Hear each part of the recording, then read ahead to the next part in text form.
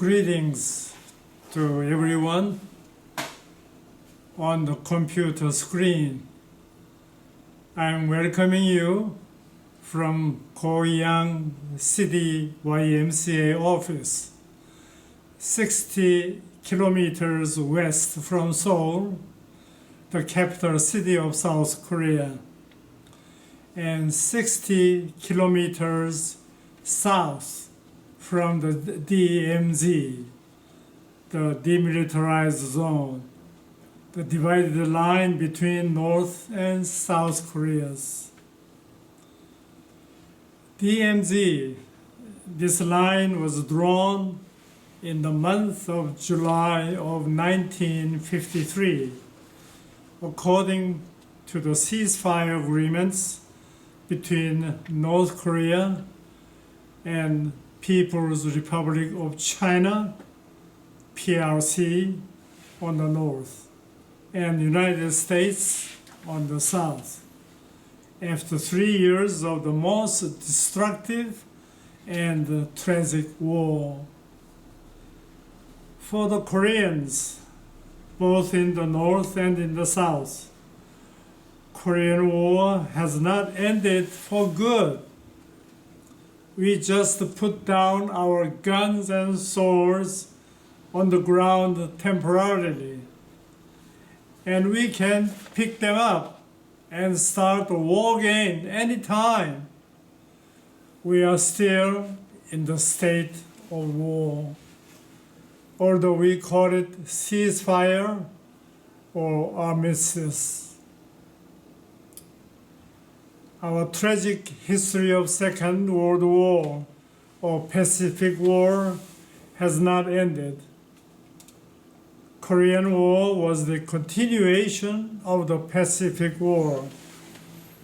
In the month of August of 1945, as a 15-year-old Japanese middle school boy in northern China, heard the news that two military industrial cities of southern Japan were completely destroyed by the deadly atomic bombs dropped by the American bombers.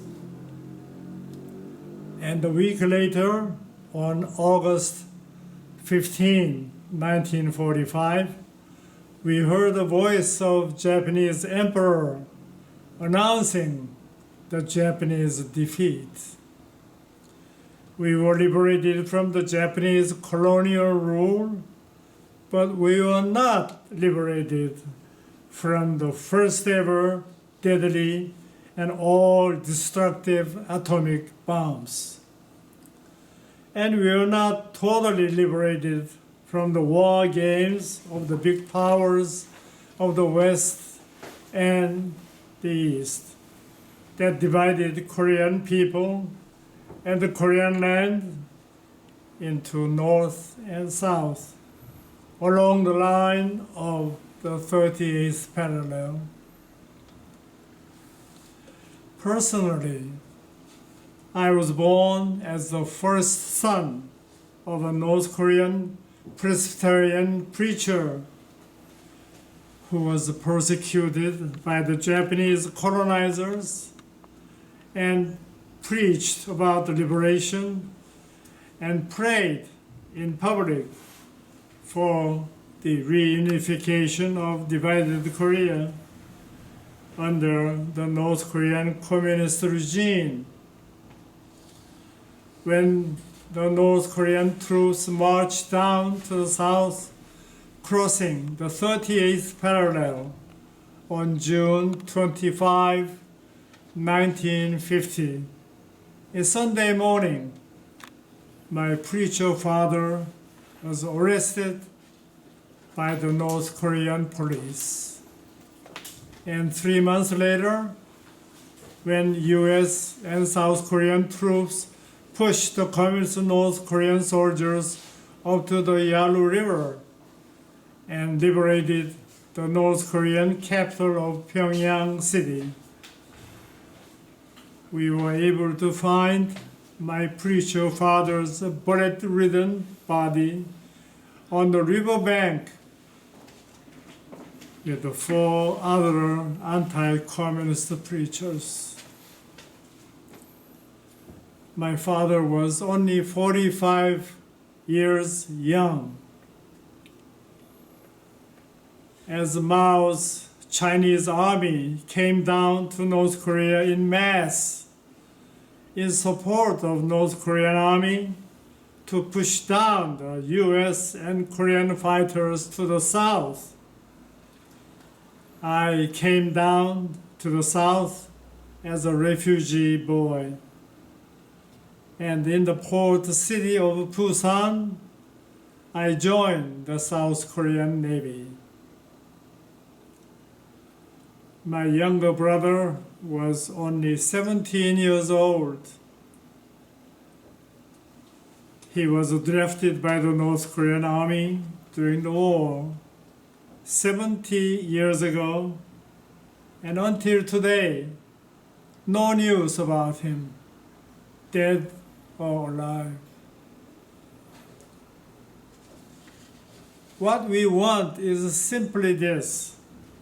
We want South Korean and North Korean heads of state will invite American and Chinese political leaders come to the table where they signed the armistice papers in July 27, 1973. July 27, 1953 in Panmunjom. Simply declare the end of the Korean War and sign another paper of a peace treaty with a vitally important promise to denuclearization on and around the Korean Peninsula. Within a few months, I will be a 90 years old war refugee and victim, waiting with ardent prayers for the day I can get on the train from the Seoul station, South Korea, with my brothers and sisters and my family, my grandson and granddaughters, to go to Pyongyang and visit my martyr father's lonely graveyard. I trust all of you that you came to this Zoom conference to make my dreams and other Korean parents' dreams come true. For I believe that without peace on the Korean Peninsula, there will be no peace in Asia. We, the peace-loving Korean people, are happy to welcome you all, the peacemakers, to this most timely and historical international conference for peace on the Korean Peninsula and beyond. Thank you very much.